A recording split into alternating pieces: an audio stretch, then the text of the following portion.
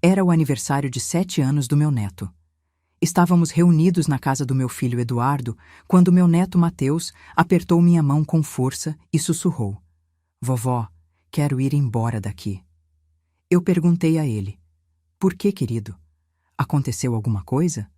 Ele então sussurrou: "Vovó, a senhora não olhou embaixo da mesa?" Estranhei a pergunta e lentamente abaixei meu olhar e congelei com o que vi. Segurei a mão dele e levantamos discretamente. Mas antes de continuar, confira se você já está inscrito no canal e escreva nos comentários: de onde você está assistindo este vídeo? Adoramos saber até onde nossas histórias estão chegando. Meu nome é Rosa e minha vida mudou para sempre naquele dia.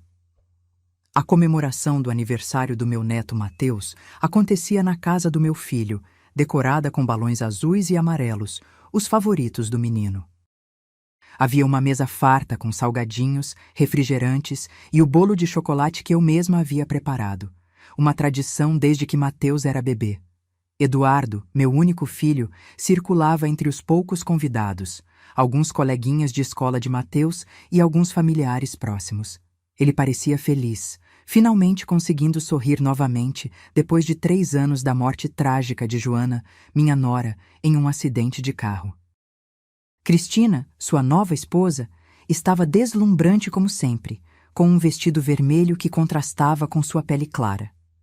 Ela sorria para todos, distribuía elogios, parecia a anfitriã perfeita. Mas eu conhecia outro lado dela que poucos viam. Desde que Joana faleceu, eu praticamente criei Mateus. Eduardo, devastado pela perda, mergulhou no trabalho, passando longos períodos fora de casa. Eu me mudei para o quarto de hóspedes para cuidar do meu neto, que sofria com a ausência da mãe. Ele era um menino doce, mas introvertido, especialmente depois da tragédia. Quando Eduardo conheceu Cristina no trabalho, achei que seria bom para ele seguir em frente. Ele merecia ser feliz novamente. Mas desde o início, algo nela me incomodava. Havia uma falsidade em seu sorriso quando Eduardo não estava olhando, uma frieza em seus olhos quando interagia com Mateus. Naquele dia de aniversário, Mateus estava especialmente quieto. Enquanto as outras crianças corriam e brincavam no quintal, ele permanecia grudado ao meu lado, segurando seu carrinho azul contra o peito como se fosse um escudo protetor. "Vovó", ele sussurrou com urgência, puxando minha blusa com força. "Quero ir embora daqui. Por favor, vamos embora agora." Fiquei alarmada com seu tom. "O que foi, querido? O que aconteceu?" Seus olhinhos estavam arregalados de medo e ele olhava constantemente por cima do ombro, como se temesse ser observado. "A senhora não olhou embaixo da mesa. Olhou?" Ele perguntou com a voz trêmula. "Não, querido. O que tem lá?" Respondi, cada vez mais preocupada com seu comportamento. Ele agarrou minha mão com tanta força que seus dedinhos ficaram brancos. "A tia Cristina colocou um papel lá. Eu vi." Ele sussurrou, inclinando-se para mais perto. "Ela não sabe que eu vi. Vovó, estou com medo." Disfarçadamente, abaixei-me como se fosse amarrar meu sapato, aproveitando para olhar sob a mesa. O bilhete estava ali, parcialmente escondido, dobrado em 4 partes. Peguei-o rapidamente e voltei à posição normal, fingindo que nada havia acontecido. Com as mãos trêmulas, desdobrei o papel cuidadosamente, mantendo-o escondido no meu colo. As palavras escritas me fizeram gelar. Não esquecer. Colocar amêndoas trituradas no sorvete da criança. Senti meu coração disparar. Mateus tinha alergia grave a frutos secos, um fato que todos na família conheciam bem. O último episódio alérgico havia sido tão severo que passamos 2 noites no hospital, com os médicos avisando que na próxima vez poderíamos não ter a mesma sorte. "Mateus", disse calmamente, tentando não assustá-lo ainda mais. "Quando você viu a tia Cristina colocando esse papel?" "Hoje cedo", ele respondeu baixinho, olhos fixos em Cristina, que conversava animadamente do outro lado da sala. Ela estava falando no telefone com alguém sobre o meu sorvete. Quando me viu, ela escondeu o papel rápido, mas depois eu vi ela colocando embaixo da mesa. Ele apertou meu braço com desespero. Vovó, ela sorriu para mim de um jeito estranho. Igual quando ela quebrou meu dinossauro e disse que foi um acidente. Olhei para Cristina novamente. Ela ria de algo que um convidado havia dito, parecendo completamente à vontade, como se não estivesse planejando algo terrível. Fique aqui, meu amor, falei, guardando o bilhete na bolsa. Vou conversar com seu pai. Encontrei Eduardo na cozinha, verificando as bebidas. Ele sorriu ao me ver. Mãe, acho que vai faltar refrigerante. Talvez devêssemos mandar buscar mais. Eduardo, interrompi, mantendo a voz baixa. Preciso que você veja algo. Mostrei o bilhete a ele, observando sua expressão mudar de curiosidade para confusão e, finalmente, para horror. Onde você encontrou isso? Ele perguntou, a voz tremendo. Estava embaixo da mesa. Mateus viu Cristina colocando lá mais cedo. Eduardo balançou a cabeça incrédulo. Deve haver algum engano. Talvez seja para outra criança, outro evento. Eduardo, falei firmemente. Você sabe que não há outra explicação. A letra é dela. E quem mais chamaria Mateus de a criança desse jeito? Ele ficou em silêncio, a realidade finalmente se estabelecendo em seus olhos.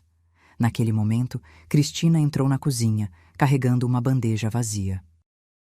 Ah, vocês estão aqui! O sorvete já chegou? Prometi às crianças que serviríamos logo após o parabéns.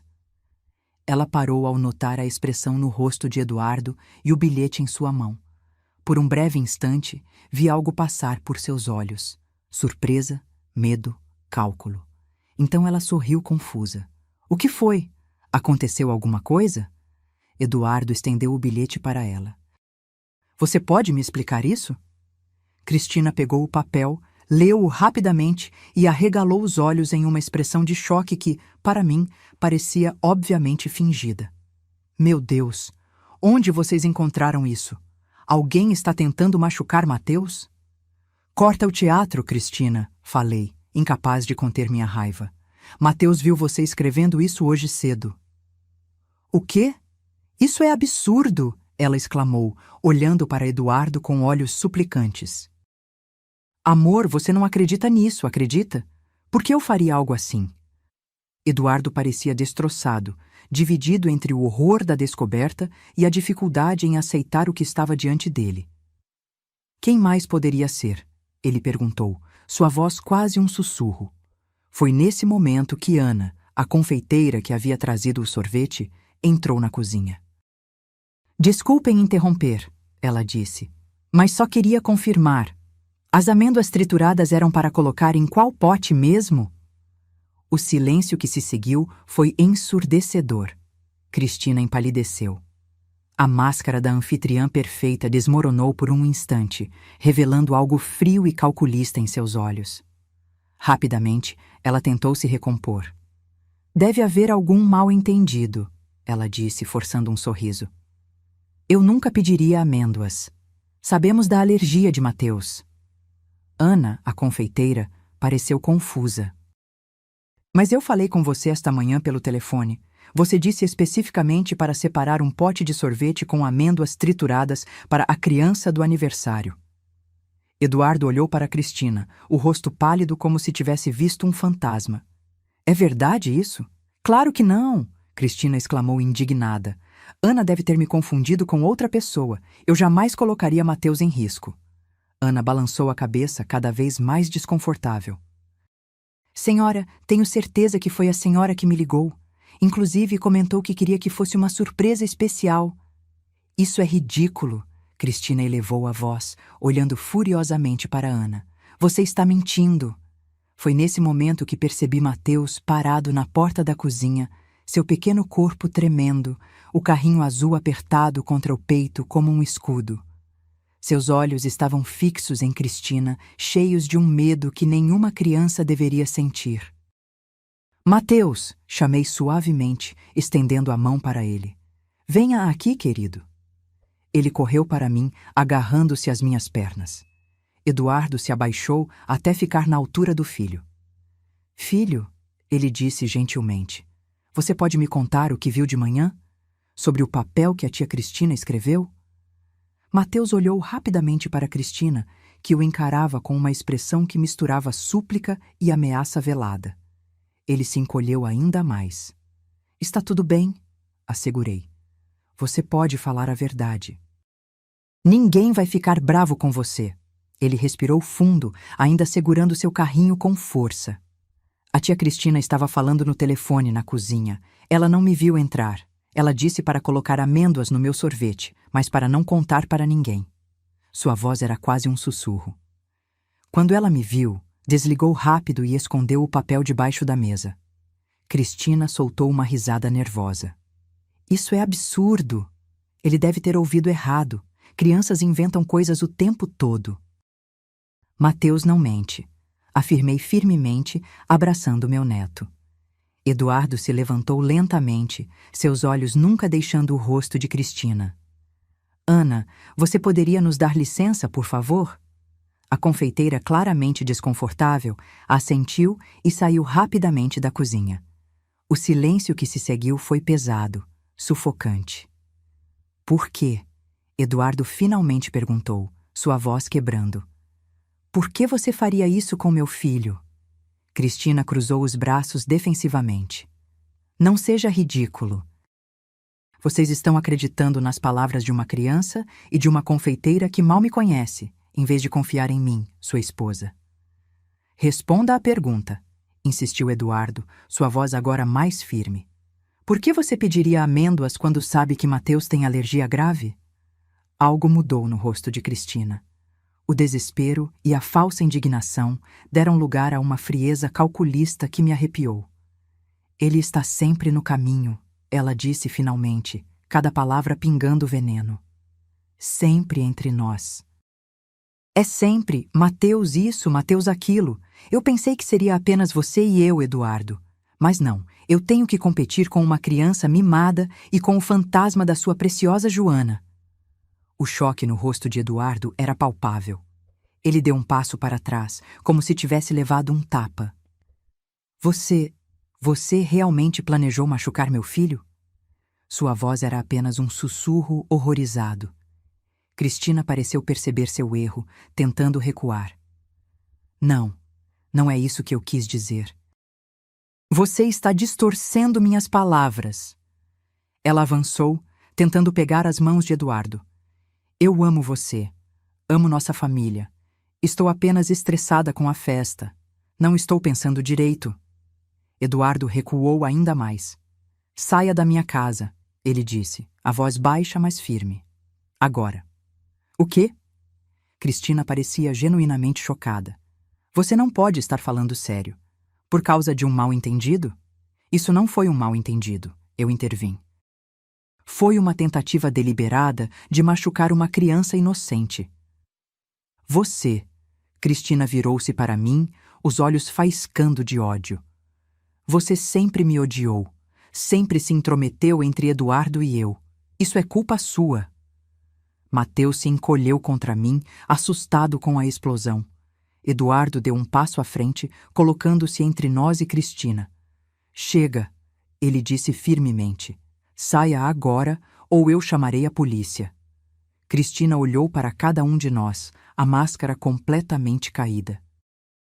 O ódio em seus olhos era puro e incontido. Vocês vão se arrepender disso, ela sibilou, pegando sua bolsa. Especialmente você, moleque. Ela lançou um último olhar venenoso para Mateus antes de sair batendo a porta da cozinha. O silêncio que se seguiu foi quebrado apenas pelos soluços suaves de Mateus. Eduardo se ajoelhou e abraçou o filho com força. Me perdoe, filho, ele murmurou, a voz embargada. Me perdoe por não ter te protegido. Ouvi a porta da frente bater e, pela janela da cozinha, vi Cristina sair apressada, entrando em seu carro. As mães das outras crianças observavam confusas, enquanto os pequenos convidados continuavam brincando no quintal, alheios ao drama que havia se desenrolado. Eduardo se levantou, parecendo de repente muito mais velho e cansado. O que fazemos agora? A festa? A festa continua, falei com firmeza. Por Mateus, ele merece seu dia especial. Eduardo assentiu, passando a mão pelos cabelos. Você está certa, como sempre. Ele sorriu fracamente para mim. Obrigado, mãe. Se não fosse por você... Não conseguiu terminar a frase. Não era necessário. Abracei meu filho e meu neto juntos, formando um círculo protetor. Vamos cantar parabéns, comer bolo e celebrar, falei, acariciando o cabelo de Mateus. E amanhã pensamos no resto. Eduardo respirou fundo, recompondo-se. Vou falar com Ana. Precisamos ter certeza de que não há amêndoas em nenhum dos alimentos. Eu cuido disso, ofereci. Você vai lá fora, distrai os convidados. Diga que Cristina não estava se sentindo bem e teve que ir embora. Ele assentiu, agradecido. Antes de sair, ajoelhou-se novamente na frente de Mateus. Você foi muito corajoso hoje, filho, disse, segurando as mãozinhas dele. Você salvou a si mesmo. Mateus olhou para o pai, ainda segurando seu carrinho azul. A tia Cristina vai voltar? Não, Eduardo respondeu com firmeza. Ela nunca mais vai nos machucar. Depois que Eduardo saiu, fiquei na cozinha com Mateus, verificando todo o sorvete com Ana, que estava horrorizada ao perceber o que quase havia feito. Eu jamais teria perdoado a mim mesma, ela disse, lágrimas nos olhos. Quando ela me pediu, achei estranho, mas pensei que talvez fosse para alguma outra criança. Não foi culpa sua, assegurei. Você não sabia. Enquanto separávamos o sorvete seguro para Mateus, meu neto puxou minha blusa. Vovó, ele disse baixinho, eu sabia que a tia Cristina não gostava de mim. Senti meu coração apertar. O que te fez pensar isso, querido? Ele deu de ombros olhando para o chão.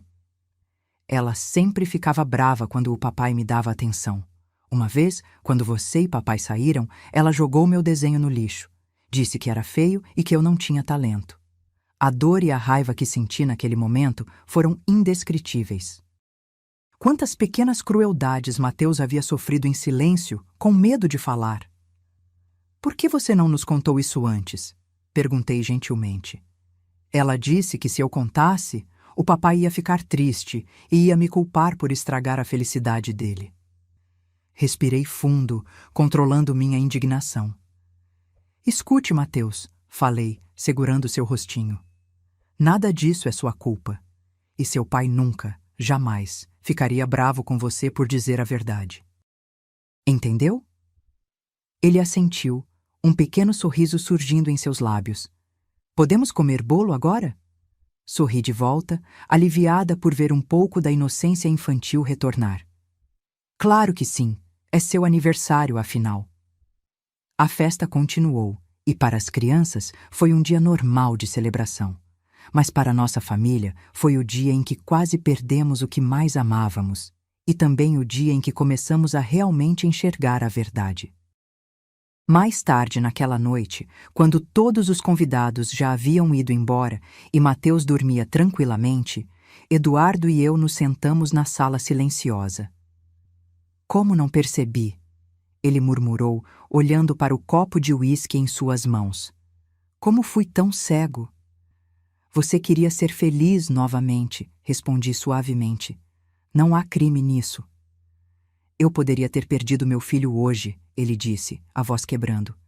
Meu próprio filho. Coloquei minha mão sobre a dele. Mas não perdeu, estamos todos bem. Eduardo levantou os olhos, cheios de determinação. Vou entrar com pedido de divórcio amanhã mesmo e uma ordem de restrição. Ela nunca mais chegará perto de Mateus. Assenti, sabendo que seria o começo de outra batalha, mas ao menos agora estaríamos lutando juntos e com os olhos bem abertos. Na manhã seguinte, acordei com o som de risadas vindas da cozinha. Por um momento, fiquei desorientada. Risadas não eram comuns em nossa casa desde a morte de Joana. Levantei-me e segui o som. Eduardo e Mateus estavam na cozinha, fazendo panquecas. Ou melhor, tentando fazer panquecas. Havia farinha espalhada pelo balcão, algumas cascas de ovo no chão e uma panqueca meio queimada na frigideira. Vovó! Mateus exclamou ao me ver, seu rosto iluminado por um sorriso genuíno que eu não via há tempos. Estamos fazendo o café da manhã. Eduardo olhou para mim com um sorriso envergonhado. Tentando, pelo menos. Acho que precisamos de ajuda. Sorri, juntando-me a eles. Deixem-me mostrar como se faz. Enquanto preparávamos o café da manhã juntos, senti que algo havia mudado em nossa família. Era como se um peso tivesse sido removido, permitindo que respirássemos livremente pela primeira vez em muito tempo. Após o café, Eduardo chamou seu advogado. Mateus estava na sala assistindo desenhos e nós conversávamos em voz baixa na cozinha. Vou entrar com o pedido de divórcio hoje mesmo, ele explicou, e também com uma medida protetiva para Mateus. Você tem o bilhete e o testemunho da confeiteira, lembrei. Isso deve ser suficiente. Eduardo assentiu, passando a mão pelo rosto cansado. Nunca imaginei que terminaria assim. Que tipo de pessoa tenta machucar uma criança? Não respondi. A verdade era que eu havia visto sinais do caráter de Cristina desde o início, mas Eduardo não estava pronto para enxergá-los. Agora não era hora de remorsos ou acusações. Era hora de seguir em frente e proteger nossa família. O advogado chegou no início da tarde. Enquanto conversavam no escritório, levei Mateus para o quintal para brincar. Ele parecia mais leve, mais próximo do menino que era, antes de Cristina entrar em nossas vidas. Vovó, ele disse enquanto empurrava seu carrinho azul pela grama. A mamãe está vendo a gente lá do céu? A pergunta me pegou de surpresa. Mateus raramente falava sobre Joana. Acho que sim, querido. Por quê?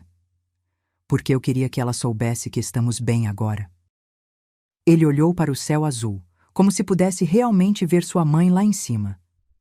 Acho que ela ficaria feliz. Engoli o nó que se formou em minha garganta. Tenho certeza que sim. Após a saída do advogado, Eduardo nos informou que as medidas legais estavam em andamento. Ele também havia mudado as fechaduras da casa e instalaria um sistema de segurança na manhã seguinte.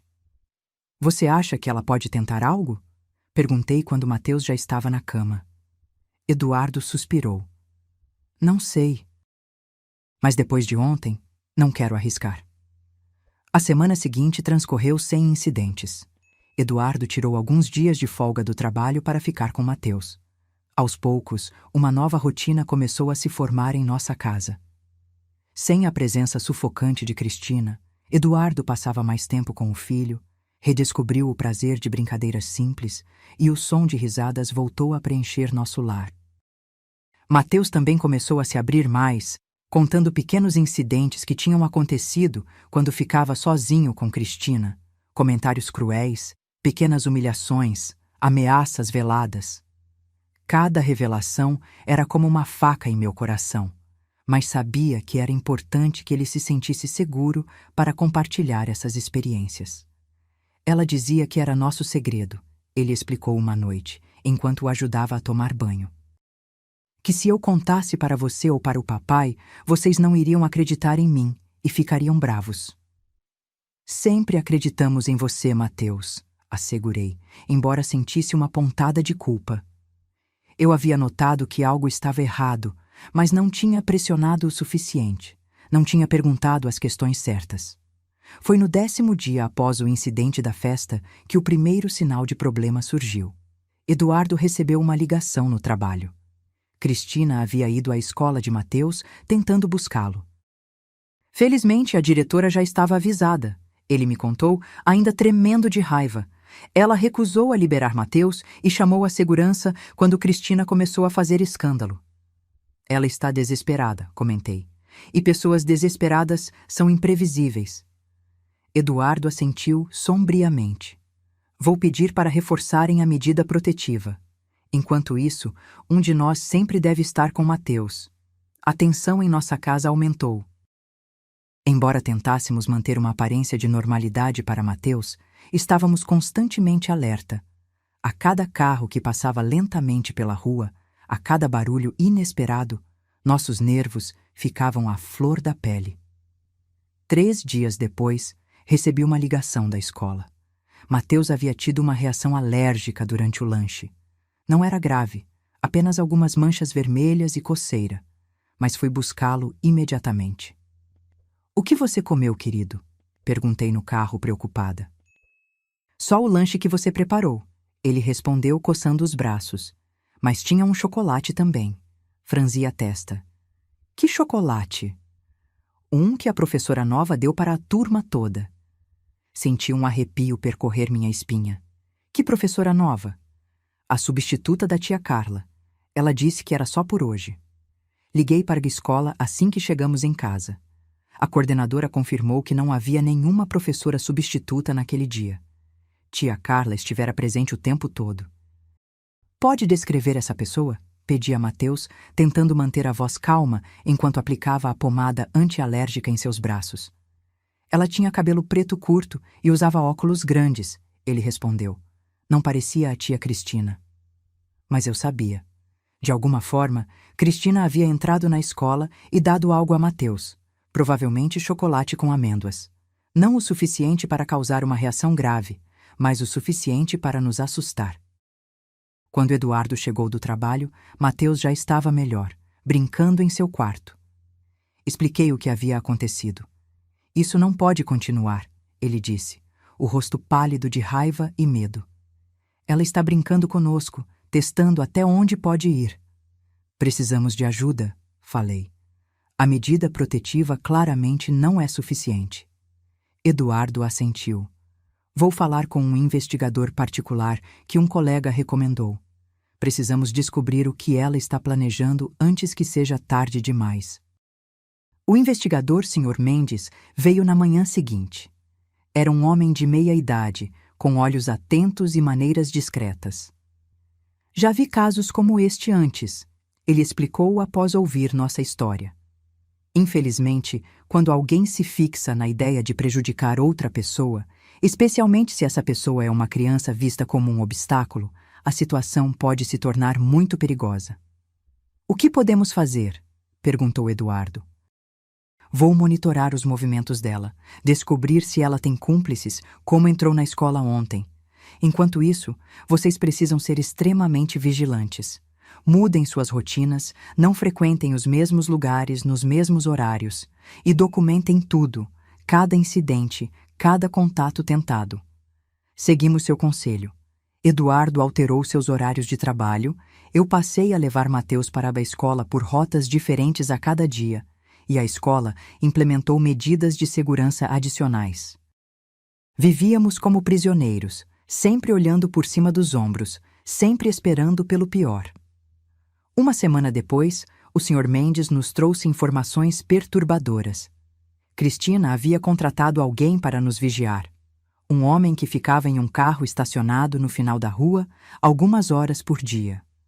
Ela também havia feito contato com Gabriela, sua irmã mais nova. "Gabriela parece relutante", explicou o investigador. "Mas Cristina tem algum tipo de controle sobre ela." "Elas se encontraram 3 vezes nesta semana." "Gabriela", murmurei, lembrando-me da jovem tímida que sempre vivia à sombra da irmã mais velha. Ela sempre pareceu inofensiva. "Pessoas aparentemente inofensivas podem ser manipuladas para fazer coisas terríveis", alertou o Sr. Mendes. "Principalmente por alguém que sabe exatamente quais botões apertar." Decidimos que Eduardo e Mateus ficariam temporariamente em um hotel, enquanto eu permaneceria em casa para manter as aparências. Não gostei da ideia de me separar deles, mas entendi a lógica. Dividir o alvo tornaria mais difícil para Cristina atacar. Na noite antes da partida deles, encontrei Mateus sentado na janela de seu quarto, olhando para a rua escura. "Está tudo bem, querido?" perguntei, sentando-me ao seu lado. "Por que a tia Cristina quer me machucar?" ele perguntou, sua vozinha séria demais para uma criança de 7 anos. A pergunta me pegou desprevenida. Como explicar o ciúme doentio, a obsessão, o mal inexplicável para uma criança? "Algumas pessoas são como peças quebradas de um quebra-cabeça", respondi finalmente. "Elas não se encaixam, não importa o quanto tentem, e isso as deixa muito, muito bravas." Mateus pensou sobre isso por um momento. Como o meu quebra-cabeça do espaço. Quando eu perdi aquela peça da nave e tentei colocar outra no lugar, mas não funcionou? Sorri suavemente. Algo assim. Mas a diferença é que você sabia que a peça estava errada e parou de tentar forçá-la. Algumas pessoas não conseguem aceitar que não pertencem a um lugar e fazem coisas ruins por causa disso.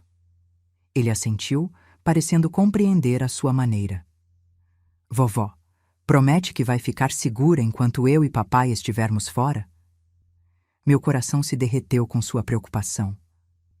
Prometo, meu amor, e logo estaremos todos juntos novamente. O que eu não sabia era que Cristina estava muito mais próxima do que imaginávamos e que seu plano já estava em movimento. Na manhã seguinte, Eduardo e Mateus partiram para o hotel. A casa ficou estranhamente silenciosa sem eles. Embora o Sr. Mendes tivesse colocado um segurança discreto para vigiar a casa, não pude evitar a sensação de vulnerabilidade que me acompanhava. Passei o dia tentando manter uma rotina normal. Limpei a casa, fiz algumas compras no mercado local, conversei com vizinhos, tudo para manter a aparência de que nada havia mudado. À noite, Eduardo me ligou para dizer que estavam instalados no hotel e que Mateus estava bem, embora confuso com toda a situação. Ele pergunta quando poderemos voltar para casa, Eduardo disse, sua voz cansada. Não sei o que responder. Diga a ele que é só por um tempinho, até resolvermos algumas coisas de adultos, sugeri. Crianças são mais resilientes do que pensamos, desde que sintam que estão seguras. Após desligar, fiquei olhando pela janela da sala para a rua deserta. O segurança estava em seu carro, discretamente estacionado do outro lado da rua. Deveria me sentir protegida, mas algo me incomodava. Uma sensação persistente de que estávamos perdendo alguma coisa óbvia. No dia seguinte, estava na cozinha preparando o almoço quando a campainha tocou. Pelo olho mágico, vi Gabriela, a irmã mais nova de Cristina, parada na varanda. Ela parecia nervosa, olhando para os lados como se temesse ser vista. Hesitei. O Sr. Mendes havia nos alertado sobre Gabriela estar em contato com Cristina. Por outro lado, ela sempre me pareceu uma jovem manipulada pela irmã mais velha, nunca verdadeiramente má. Rosa, por favor, ela chamou baixinho. Preciso falar com você. É importante. Finalmente abri a porta, mantendo a corrente de segurança enganchada. O que você quer, Gabriela? Posso entrar? Não quero ser vista aqui. Seus olhos estavam vermelhos como se tivesse chorado. Relutantemente, destravei a corrente e a deixei entrar. Levei-a até a cozinha, onde poderia ver o segurança pela janela, caso precisasse de ajuda. O que é tão importante? Perguntei, mantendo uma distância segura. Gabriela se sentou, suas mãos tremendo levemente. Cristina enlouqueceu, ela sussurrou. Ela não fala de outra coisa além de se vingar de vocês, especialmente do Mateus. Senti um arrepio percorrer minha espinha. Por que você está me contando isso? Porque ela quer que eu a ajude. Gabriela finalmente levantou os olhos, cheios de vergonha. Ela me pediu para entregar um presente para o Mateus na escola. Disse que era só um presente de despedida, algo especial. Ela puxou um pequeno pacote embrulhado em papel colorido do bolso. Mas eu sei que não é só um presente. Ela tem estado diferente, obcecada. Olhei para o pacote com horror. Você sabe o que tem aí dentro? Gabriela balançou a cabeça. Ela não me mostrou, mas a maneira como ela falou me assustou. Ela empurrou o pacote pela mesa. Eu não podia entregar isso para uma criança, mesmo sendo minha irmã pedindo. Peguei o pacote com cuidado, sem abri-lo. Por que você está fazendo isso? Traindo sua própria irmã? Os olhos de Gabriela se encheram de lágrimas. Porque eu sei como é crescer com medo. Cristina sempre. Ela não era uma boa irmã mais velha. Ela me machucava quando éramos crianças, de formas que ninguém percebia. Não quero que outra criança passe por isso. Havia sinceridade em sua voz que me comoveu, mas ainda não podia confiar completamente. Você já contou isso para a polícia? Perguntei. Ela balançou a cabeça, assustada. Não posso fazer isso. Ela é minha irmã. Mas também não posso ser cúmplice de machucar uma criança. Naquele momento, meu celular tocou. Era Eduardo. Mãe! Sua voz estava tensa. O hotel recebeu um buquê de flores para mim. Havia um cartão dizendo: sinto sua falta. Volte para casa. Não tinha assinatura, mas sei que foi ela. Eduardo, a Gabriela está aqui, falei, observando a jovem atentamente. Ela trouxe um presente que Cristina queria dar para o Mateus. Houve um silêncio tenso do outro lado da linha. Não confio nela, ele finalmente disse. Isso pode ser uma armadilha. Também pensei nisso, respondi, mas acho que ela está sendo sincera. Depois de desligar, encarei Gabriela. Se você está realmente preocupada com Mateus, precisa nos ajudar de verdade. Precisa nos contar tudo o que sabe sobre os planos da Cristina. Ela respirou fundo, parecendo tomar uma decisão difícil. Ela alugou uma casa de veraneio, aquela na praia onde vocês costumavam ir em família. Disse que seria o lugar perfeito para resolver tudo. Gabriela engoliu em seco. Ela tem remédios lá, muitos remédios. Congelei. A casa de praia havia sido vendida após a morte de Joana. Eram memórias demais para Eduardo suportar. Mas Cristina sabia da importância daquele lugar para nossa família. Quando ela pretende fazer isso? Perguntei, tentando manter a voz calma. Amanhã à noite. Ela está convencida de que vocês voltarão para casa em breve, já que o segurança não estará mais aqui. O que você quer dizer? O homem que está vigiando a casa. Gabriela apontou discretamente para a janela. Cristina pagou mais do que vocês. Ele vai embora hoje à noite. Meu sangue gelou. O segurança em quem confiávamos estava trabalhando para Cristina o tempo todo.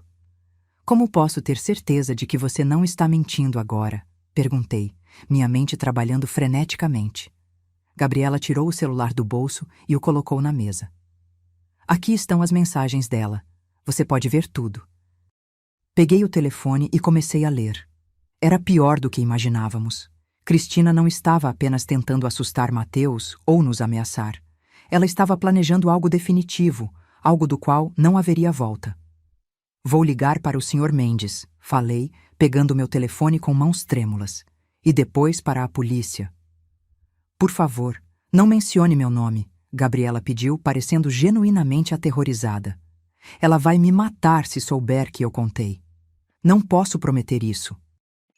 Se quisermos deter Cristina de verdade, precisaremos do seu testemunho. O Sr. Mendes chegou em 15 minutos, parecendo extremamente sério após ler as mensagens no celular de Gabriela. Ele a levou para outra sala para conversar em particular, enquanto eu falava com Eduardo. Não voltem para casa, insisti. Fiquem onde estão. O Mendes está cuidando de tudo aqui. Mas e você? A preocupação era evidente na voz dele. Estarei bem. Vou para um hotel diferente assim que terminarmos aqui. Mas, no fundo, um plano diferente começava a se formar em minha mente. Se Cristina estava determinada a agir amanhã à noite, talvez pudéssemos usar isso a nosso favor. Pegar ela em flagrante, com evidências suficientes para garantir uma ordem de restrição permanente, talvez até uma prisão. Quando o Sr. Mendes voltou com Gabriela, ele parecia convencido da sinceridade dela. Acredito que ela esteja falando a verdade, ele disse. E temos um problema sério em mãos. Ele explicou que a situação era mais complicada do que imaginávamos. Cristina não estava agindo sozinha. Além do segurança, ela havia contratado outra pessoa para vigiar o hotel onde Eduardo e Mateus estavam. Precisamos ser muito cuidadosos, ele advertiu. A Sra. Rosa deveria vir comigo agora. Podemos levá-la para um lugar seguro. Não, falei com firmeza. Tenho uma ideia melhor. Expliquei meu plano. Era arriscado, mas se funcionasse, teríamos Cristina exatamente onde queríamos, tentando executar seu plano, com testemunhas e evidências suficientes para garantir que ela nunca mais se aproximasse da nossa família. O Sr. Mendes inicialmente protestou, considerando o plano perigoso demais, Mas após algumas modificações para garantir minha segurança, ele relutantemente concordou. Se vamos fazer isso, precisamos fazer direito, ele disse. E precisamos da cooperação da Gabriela.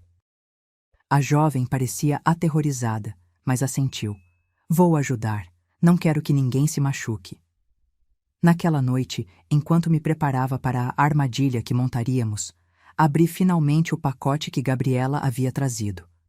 Dentro, havia um pequeno bolo de chocolate cuidadosamente embalado, parecendo inocente e tentador. Entregamos a sobremesa para análise e a confirmação veio rapidamente. Estava carregado de amêndoas trituradas, o suficiente para causar uma reação fatal em alguém com a alergia de Mateus. Olhando para aquele bolo, senti uma determinação fria se instalar em meu peito.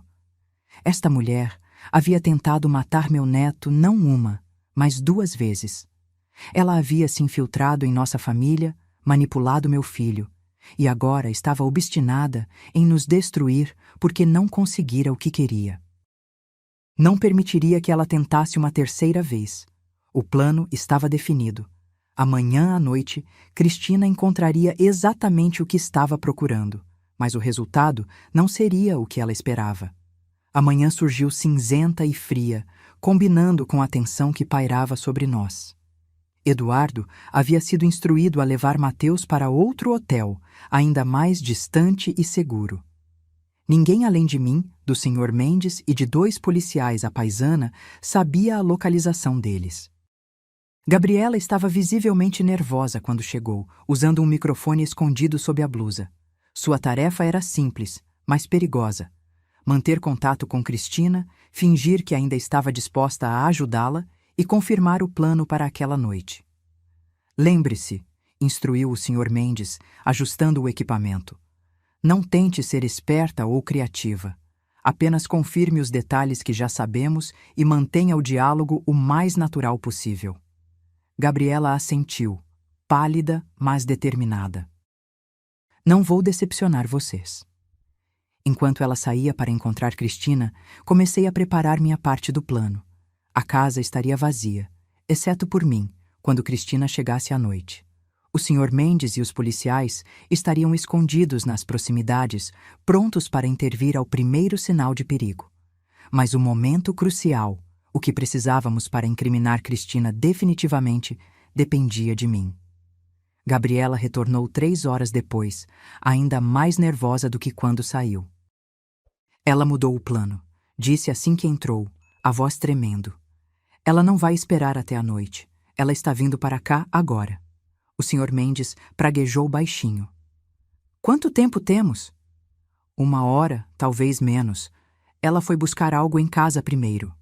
Não havia tempo para reajustes elaborados. Teríamos que improvisar com o que tínhamos. O Sr. Mendes rapidamente contactou os policiais que se reposicionaram em locais estratégicos ao redor da casa. Um deles se esconderia no armário do meu quarto, pronto para intervir se a situação se tornasse perigosa demais. Você não precisa fazer isso, o Sr. Mendes me disse enquanto preparávamos a casa. Podemos simplesmente pegá-la quando ela chegar. Balancei a cabeça. Precisamos que ela revele suas intenções claramente. Se a pegarmos apenas invadindo a casa, ela pode alegar que veio conversar, pegar pertences. Precisamos de mais. Ele sabia que eu estava certa, por mais que não gostasse da ideia. Gabriela foi levada para um local seguro, seu papel no plano agora concluído. Em menos de 1 hora, eu estaria sozinha na casa, esperando por uma mulher determinada a machucar minha família. Vou estar ouvindo tudo através do microfone, lembrou o Sr. Mendes antes de sair. Ao primeiro sinal de perigo real, entraremos. Não tente ser heroína. Assenti, sentindo meu coração bater forte contra as costelas. Não era heroísmo que me movia, mas algo mais profundo, o instinto de uma avó de proteger sua família a qualquer custo. Quando todos saíram, a casa ficou silenciosa. Me sentei na sala, fingindo ler um livro, cada segundo se arrastando dolorosamente. Apesar do medo, sentia uma calma estranha, como se finalmente estivéssemos chegando ao fim de um pesadelo que havia durado tempo demais. O som de vidro quebrando nos fundos da casa me fez pular. Ela havia chegado, mais cedo do que esperávamos. Forcei-me a permanecer sentada, como se não tivesse ouvido nada. Segundo o plano, eu deveria parecer surpresa quando ela aparecesse. Os passos eram leves, quase inaudíveis, mas eu podia sentir sua presença se aproximando. Mantive os olhos no livro, embora não conseguisse ler uma única palavra. Que cena tocante! A voz de Cristina cortou o silêncio, fria e debochada. A avó dedicada, esperando pacientemente. Levantei os olhos, simulando surpresa. Cristina estava parada na entrada da sala, um sorriso gelado nos lábios. Mas o que me chocou foi sua aparência. Sempre tão cuidadosa com a imagem, agora parecia desgrenhada, os olhos fundos e avermelhados, o cabelo despenteado. Cristina, falei, levantando-me lentamente. O que você está fazendo aqui? Não se faça de idiota, ela respondeu, dando um passo à frente. Notei que carregava uma pequena bolsa. Onde estão Eduardo e o moleque? Longe de você, respondi, mantendo a voz firme apesar do medo. E é melhor você sair antes que eu chame a polícia. Ela riu, um som agudo e perturbador. Você acha que tenho medo da polícia? Acha que tenho medo de qualquer coisa agora? Vocês destruíram minha vida, minha reputação, meu casamento. Você tentou matar meu neto, respondi, a raiva verdadeira transparecendo em minha voz. 2 vezes.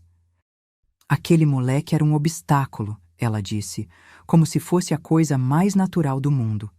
Eduardo e eu poderíamos ter sido felizes se não fosse por ele e por você.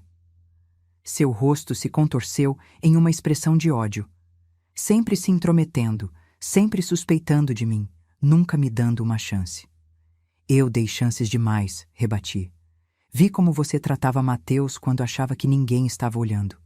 Os olhares, as palavras cruéis, as pequenas humilhações. Eu deveria ter agido antes. Cristina colocou a bolsa sobre a mesa de centro e começou a abri-la lentamente. Sabe, eu realmente amava Eduardo. Ele era perfeito, bem-sucedido, gentil, bonito, exatamente o que eu sempre quis. E ele me amava também, até vocês envenenarem a mente dele contra mim.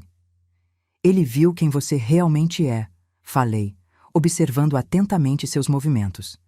Viu que você estava disposta a machucar uma criança inocente por ciúme. Ciúme? Ela riu novamente, aquele som desconfortável. Não, Rosa.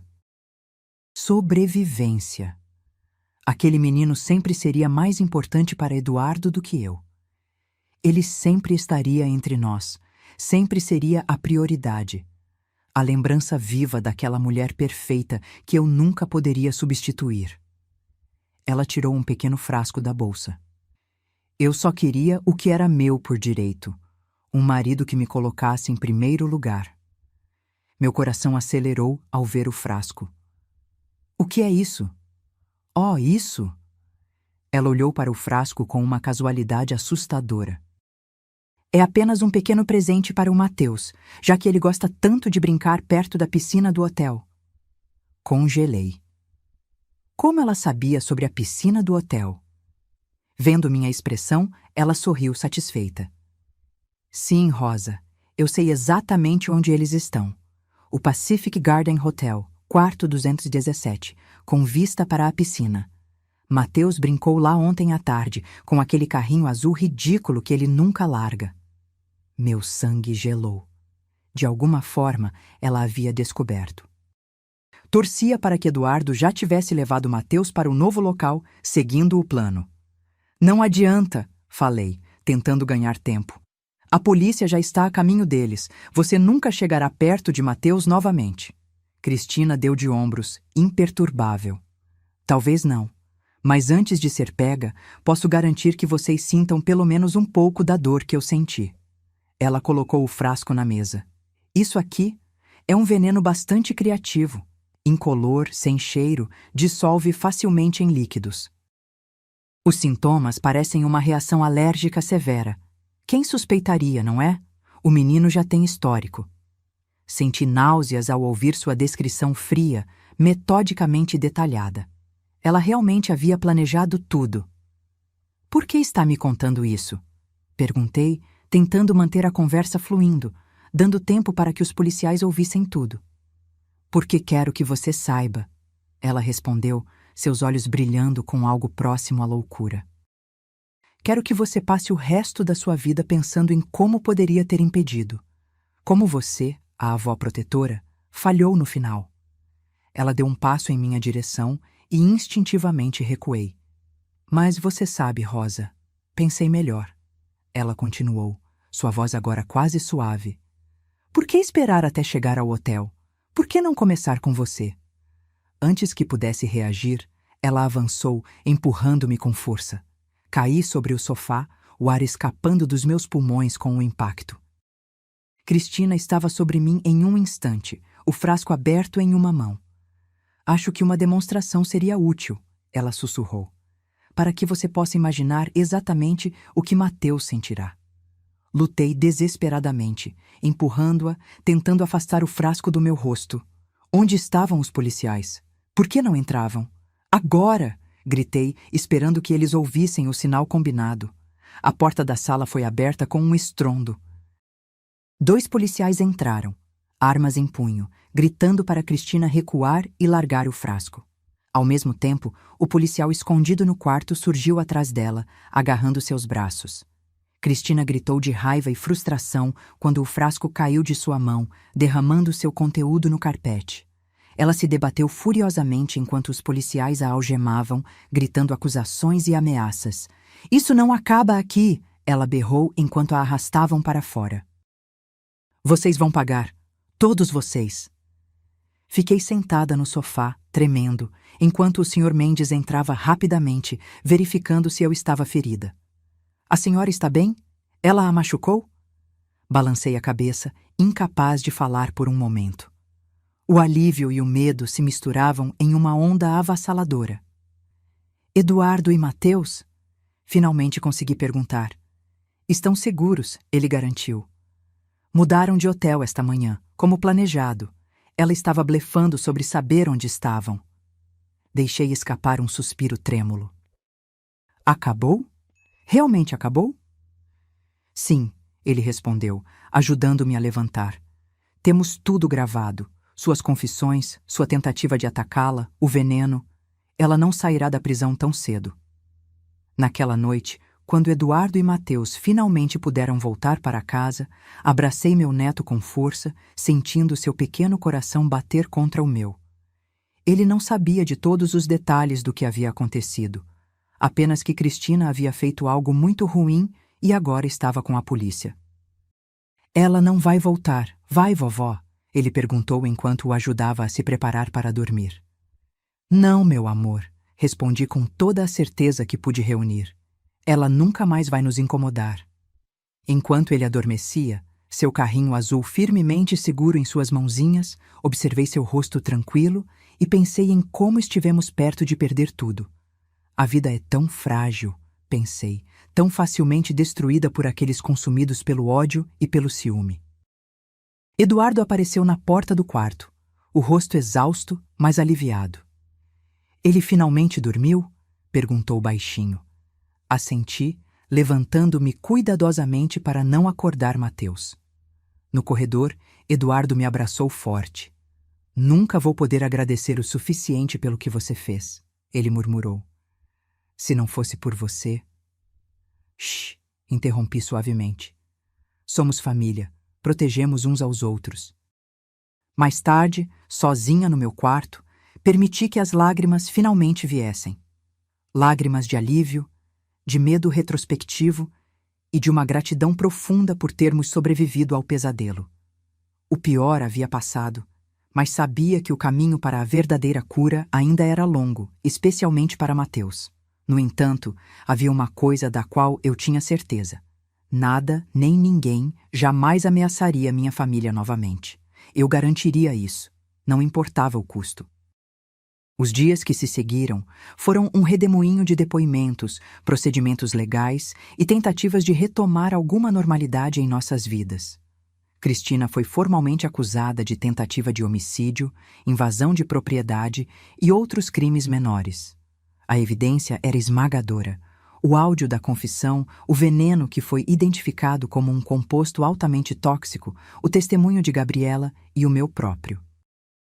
Eduardo se culpava constantemente, revivendo cada momento de seu relacionamento com Cristina, buscando sinais que deveria ter notado. Como pude ser tão cego? Ele perguntava repetidamente quando Mateus já estava dormindo e podíamos conversar livremente. Ela estava bem na minha frente machucando meu filho e eu não vi. Ela era manipuladora e inteligente, eu respondia, tentando aliviar sua culpa. Pessoas assim são mestres em esconder suas verdadeiras intenções. Mas sabia que levaria tempo para que ele perdoasse a si mesmo.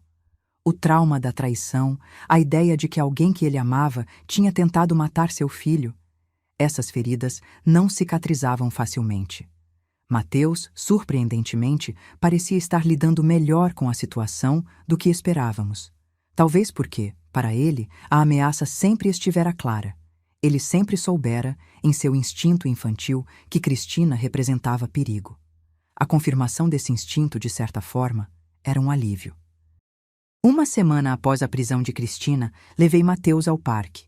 Era um dia ensolarado e ele corria à minha frente, seu carrinho azul firmemente seguro em uma das mãos. "Vovó, olha como estou correndo rápido!" ele gritou, sua risada livre e genuína pela primeira vez em muito tempo. Sentei-me em um banco, observando-o brincar. Uma jovem mulher se sentou ao meu lado, sorrindo ao ver Mateus. "Seu neto?" ela perguntou amigavelmente. "Sim", respondi com orgulho. "Ele tem 7 anos. "É uma idade maravilhosa", ela comentou. "Ainda são crianças, mas já começam a entender o mundo ao seu redor."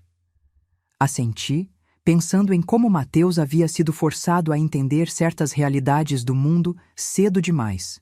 Que nem todas as pessoas que sorriem são boas, que às vezes aqueles que deveriam nos proteger são os que mais nos machucam. Ele passou por momentos difíceis recentemente, compartilhei, sem entrar em detalhes. Mas é um menino forte.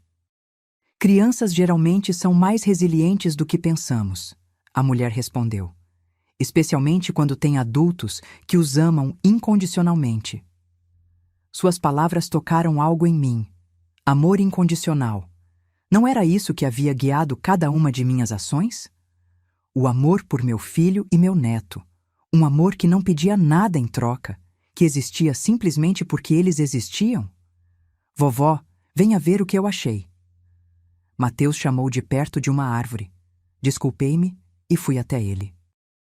Ele havia encontrado um pequeno ninho de passarinho caído com um único ovo intacto. "Está sozinho", ele disse, olhando tristemente para o ovo. "Onde está a mãe dele?" "Talvez ela esteja procurando comida", sugeri. "Ou talvez o ninho tenha caído e ela não possa mais cuidar dele."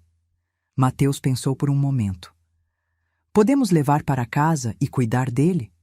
Expliquei gentilmente que nem sempre podemos interferir na natureza e que às vezes as coisas não acontecem como esperamos. Ele assentiu seriamente, aceitando essa dura realidade com uma maturidade que me surpreendeu. Naquela noite, enquanto preparávamos o jantar juntos, algo que se tornara uma tradição desde os eventos recentes, Mateus puxou um assunto inesperado. "Vovó", ele disse enquanto me ajudava a colocar os pratos na mesa. "A tia Cristina vai ficar presa para sempre?" Escolhi minhas palavras com cuidado. "Por muito tempo, sim. O que ela fez foi muito grave." Ele assentiu, processando a informação. "Ela é uma pessoa má?" Essa pergunta me pegou desprevenida. Como explicar a complexidade humana para uma criança? "Acho que as pessoas não são totalmente más ou totalmente boas, Mateus", respondi finalmente. "Todos temos luz e sombra dentro de nós. Mas algumas pessoas deixam que a sombra cresça tanto que acaba cobrindo quase toda a luz. Como uma planta sem sol." Sorri com a analogia. Exatamente. Sem sol, a planta cresce toda torta, buscando desesperadamente um pouco de luz. Às vezes, nesse desespero, ela machuca outras plantas ao redor. Ele refletiu sobre isso enquanto terminávamos de arrumar a mesa. Eu não quero ser como ela, ele disse finalmente. Não quero que minha sombra cresça tanto. Abracei-o, comovida com sua inocência e sabedoria. Você não será, meu amor. Você tem tanto sol ao seu redor, tanto amor. Eduardo chegou para o jantar, parecendo mais leve do que nos últimos dias. Ele trazia novidades, um convite para trabalhar em um projeto especial em outra cidade. Seria um novo começo para nós, ele explicou enquanto comíamos. Longe das lembranças daqui, das fofocas, de tudo o que aconteceu. Um novo começo. As palavras pairaram no ar, cheias de promessa e possibilidade, mas também de incertezas. E você, mãe? Eduardo perguntou, seus olhos encontrando os meus. Viria conosco, é claro.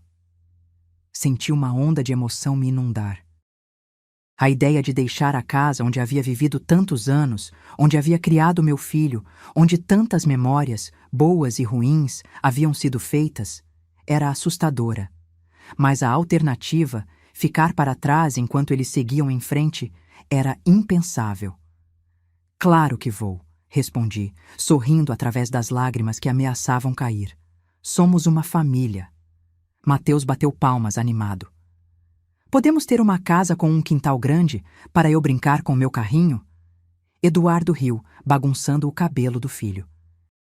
Podemos tentar. Naquela noite, após Mateus adormecer, Eduardo e eu conversamos sobre os planos para a mudança.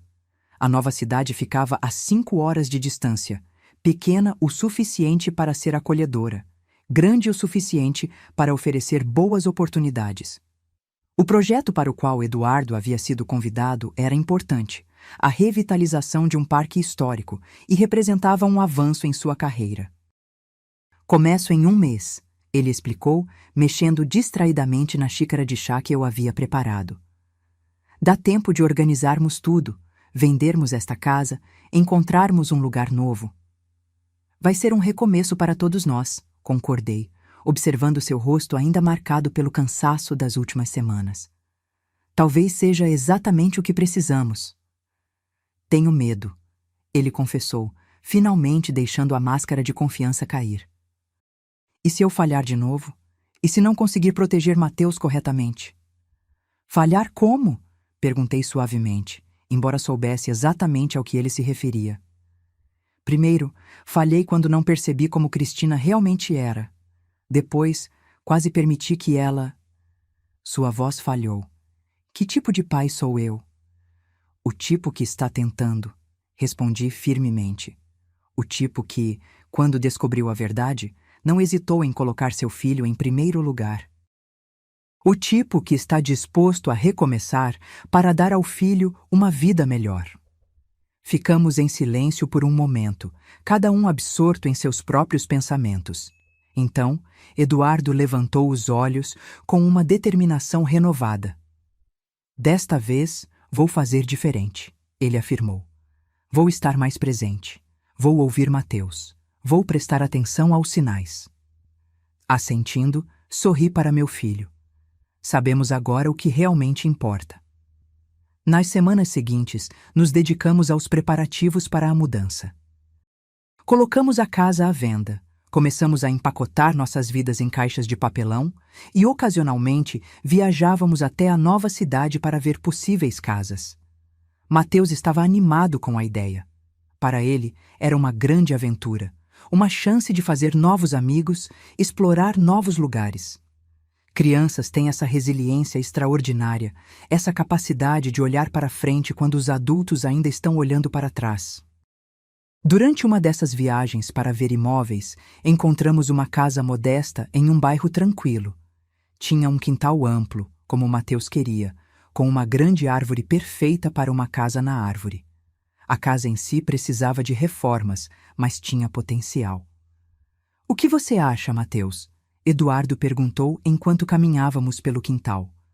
Consegue se imaginar brincando aqui? Mateus correu pela grama, examinando todos os cantos, seu carrinho azul firmemente seguro na mão. Podemos fazer uma casa na árvore, papai? Com uma escada de corda e tudo? Eduardo sorriu, um sorriso verdadeiro que havia se tornado raro após tudo o que acontecera. Claro que podemos. Construiremos juntos. Observei os dois, sentindo uma mistura de esperança e melancolia. Sabia que a mudança seria um novo começo, mas também representaria deixar para trás o lar onde Joana vivera, onde suas memórias ainda existiam em cada canto. Como se lesse meus pensamentos, Eduardo se aproximou e colocou um braço ao redor dos meus ombros. Ela estaria feliz em nos ver seguindo em frente, ele disse suavemente, especialmente vendo Mateus feliz novamente.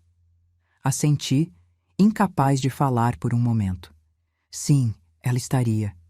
Decidimos comprar a casa. O processo foi surpreendentemente rápido, como se o universo finalmente conspirasse a nosso favor, abrindo caminhos onde antes só havia obstáculos. A última semana em nossa velha casa foi emocionalmente exaustiva. Cada objeto que embalávamos carregava memórias, algumas dolorosas, outras preciosas. Mateus insistia em guardar pessoalmente seus brinquedos, supervisionando cuidadosamente para garantir que nada importante fosse deixado para trás. Uma noite, encontrei-o sentado no chão do seu quarto, quase vazio, olhando fixamente para uma foto emoldurada de Joana. Vovó, ele chamou quando me viu. Você acha que a mamãe vai saber onde nos encontrar agora que estamos nos mudando? A pergunta me pegou desprevenida, apertando meu coração. Ah, querido, respondi, sentando-me ao lado dele. Sua mãe não está em um lugar físico. Ela está nos seus pensamentos, nas suas lembranças, no seu coração. Onde quer que você vá, ela vai com você. Ele pensou sobre isso, os dedos passando suavemente pelo rosto da mãe na fotografia.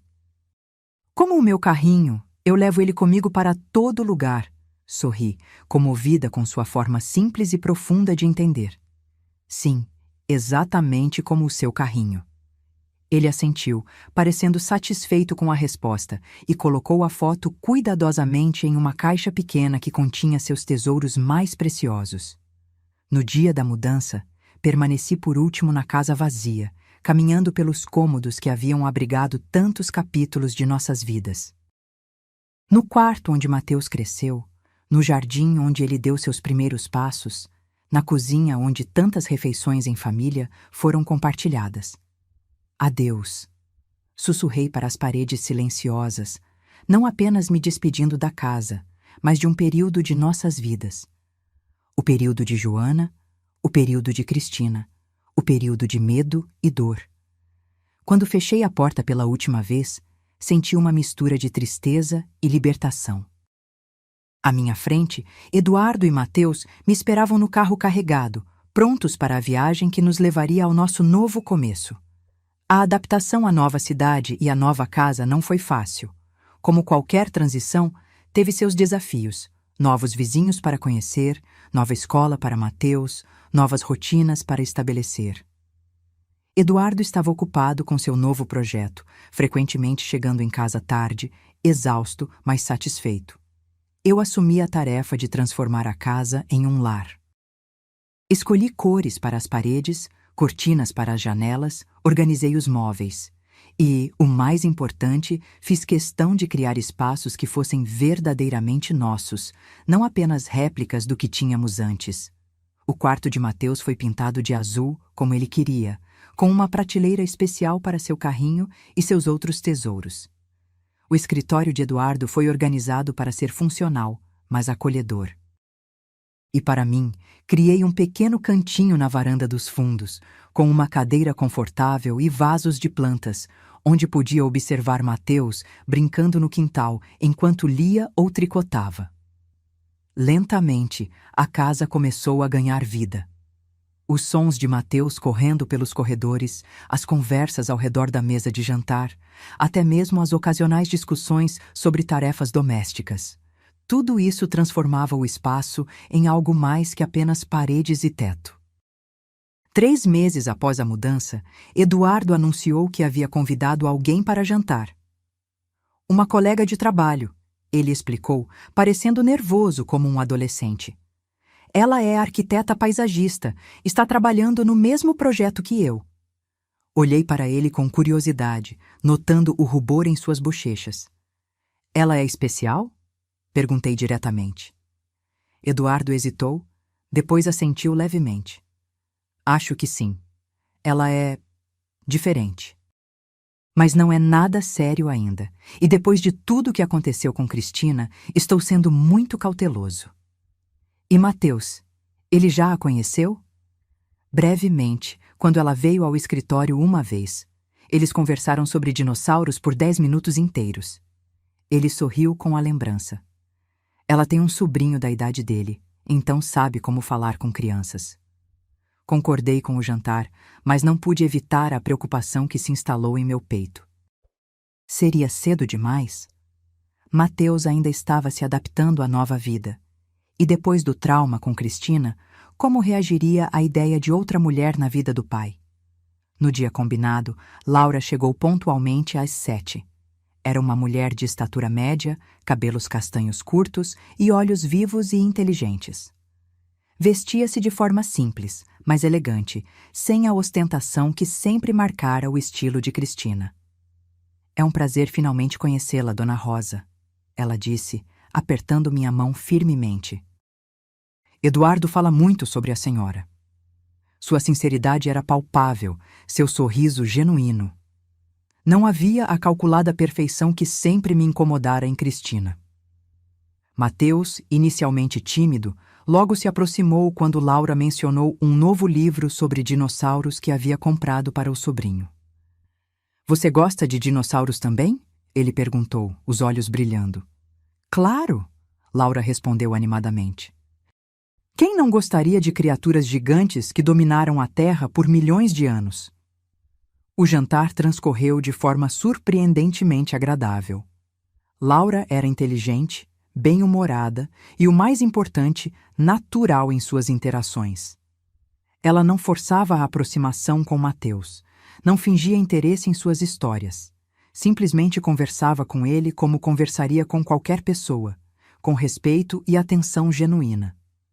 Em determinado momento, notei algo interessante.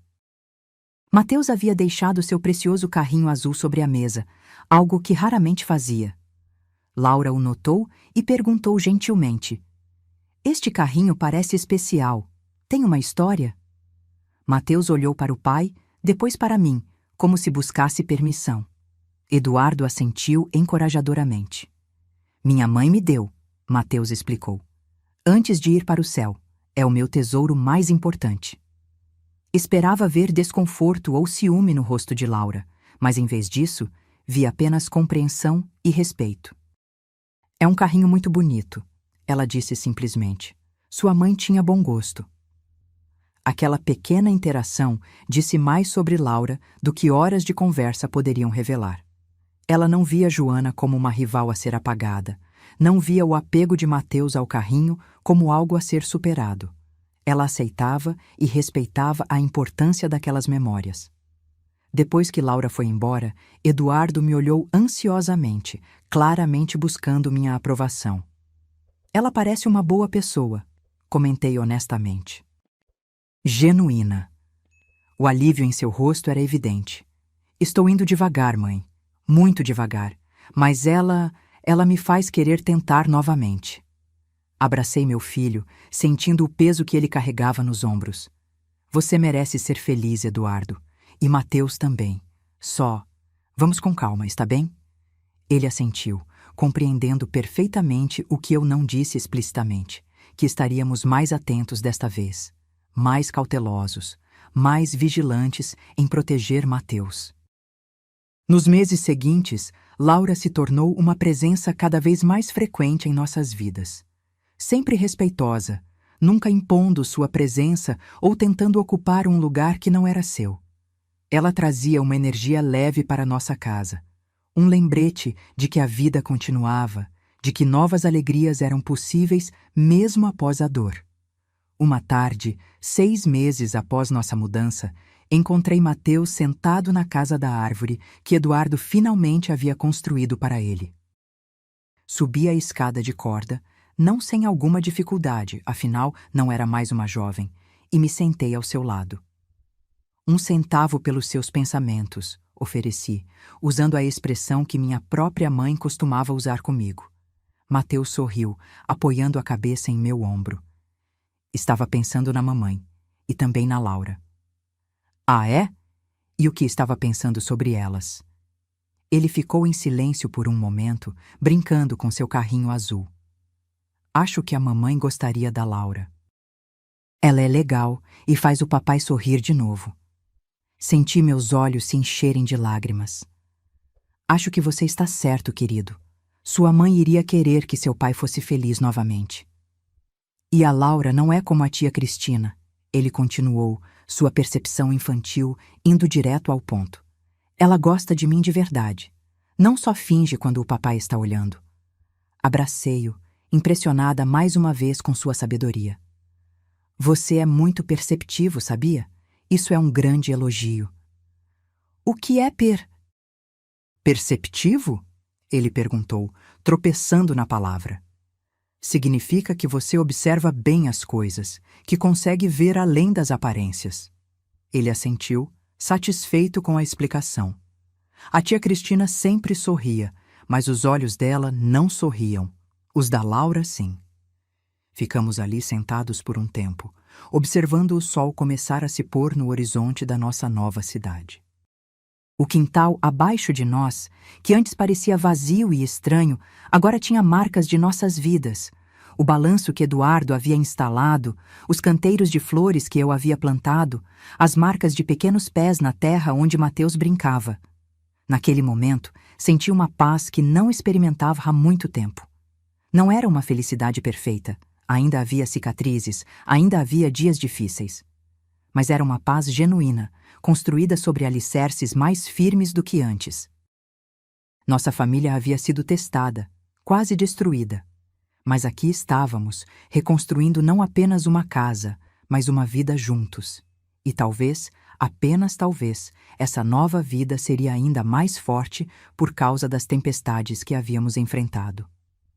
1 ano se passou desde nossa mudança. A casa, que antes precisava de tantos reparos, agora era verdadeiramente um lar.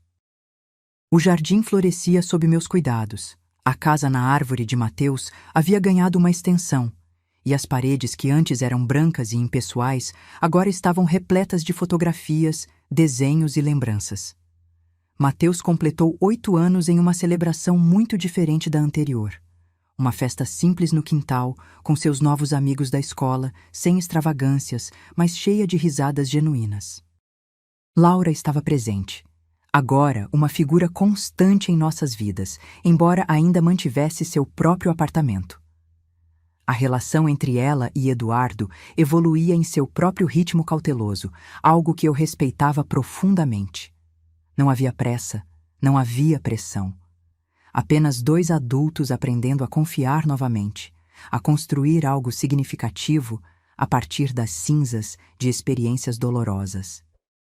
Vovó, vem ver o que eu ganhei! Mateus exclamou, correndo até mim durante a festa, segurando uma pequena caixa.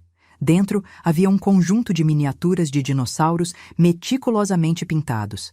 Foi a Laura que me deu, ele explicou, os olhos brilhando. Ela fez junto com o sobrinho dela. Olhei para Laura, que conversava com Eduardo perto da churrasqueira. Ela captou meu olhar e sorriu, um sorriso simples e sincero que nunca deixava de me tocar. A vida continuava, preenchida com momentos como esse, pequenos, cotidianos, mas profundamente significativos em sua normalidade. Mateus florescia na nova escola, fazendo amigos, participando de atividades extracurriculares. Eduardo encontrava satisfação em seu trabalho, gradualmente deixando para trás a culpa e o medo que o haviam consumido. E eu? Eu encontrei meu próprio lugar nessa nova configuração. Comecei a frequentar um grupo de jardinagem local, fiz algumas amigas, até mesmo iniciei um pequeno projeto de horta comunitária no bairro. Aos 62 anos, estava descobrindo novos aspectos de mim mesma que haviam ficado dormentes durante os anos difíceis. Às vezes, principalmente à noite, quando a casa ficava silenciosa, pensava em tudo o que havíamos passado. Na tragédia que tirou Joana de nossas vidas, na ameaça que Cristina representara, no medo constante que havia se tornado nossa companhia diária. Recebíamos atualizações ocasionais sobre Cristina através do advogado. Ela havia sido condenada a vários anos de prisão, com tratamento psiquiátrico obrigatório. Às vezes, ainda tinha pesadelos com ela, com o ódio em seus olhos quando foi levada pela polícia. Mas esses pesadelos vinham com menos frequência agora, perdendo força à medida que nossa nova vida ganhava solidez. Uma tarde de domingo, estávamos todos no quintal. Eduardo e Mateus construíam um foguete de papelão. Laura lia um livro na rede que havíamos instalado entre duas árvores e eu cuidava de meus canteiros de flores. O ar estava perfumado com o cheiro de terra úmida e flores silvestres, o sol filtrado suavemente através das folhas das árvores. "Mãe", Eduardo me chamou, levantando-se da grama e limpando as mãos na calça. "Podemos conversar um momento?" Ele parecia nervoso, o que imediatamente despertou minha curiosidade.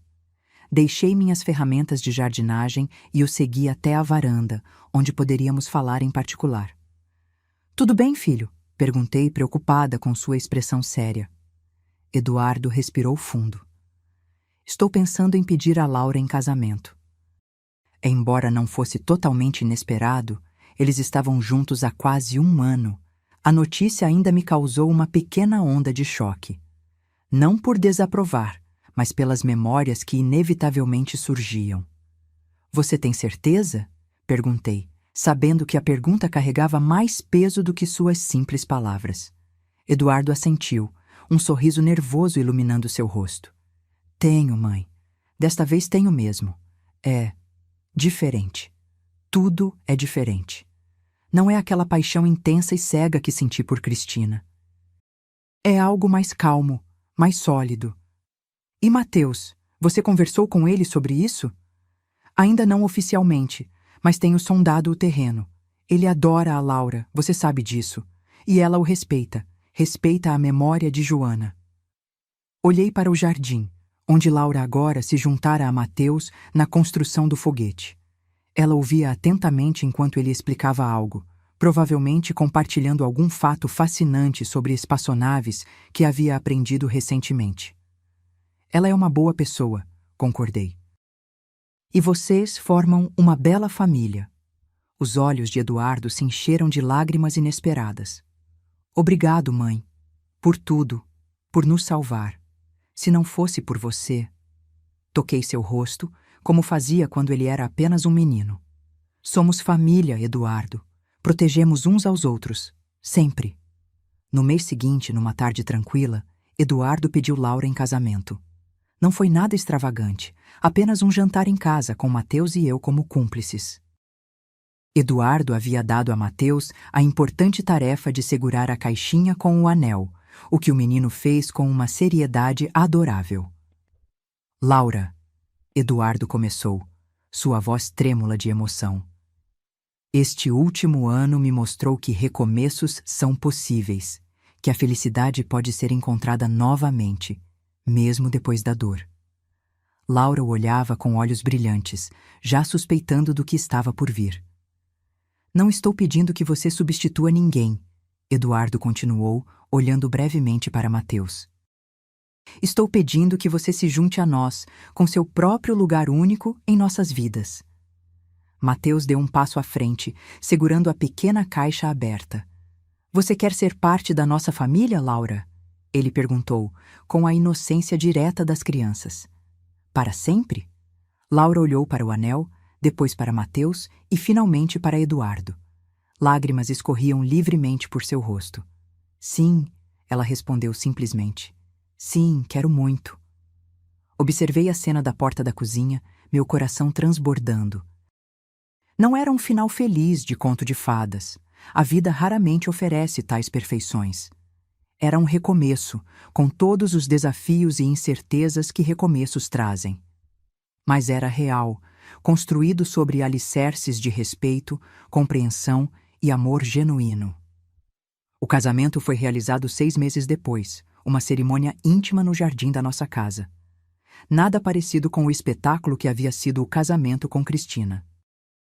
Apenas familiares próximos e amigos queridos, um juiz de paz e votos sinceros trocados sob a grande árvore onde a casa de Mateus havia sido construída.